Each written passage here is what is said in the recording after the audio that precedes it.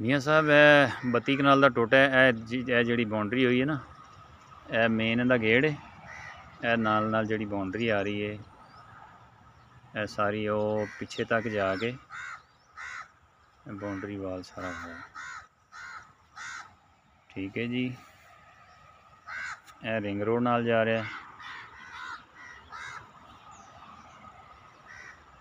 यह उत्ते ring road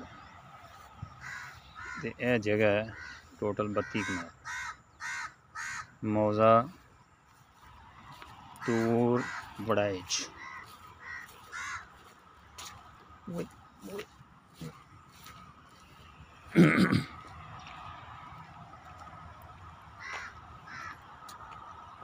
इहदे नाल कच्चा रस्ता अंदर आंदा।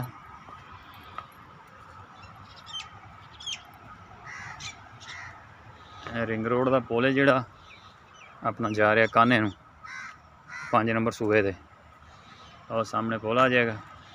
यह बाउंड्री हुई सारी इत्थों, यानी कि फ्रंट शुरू होंदा है यह पुल तो, एडे अगे तक फ्रंट है।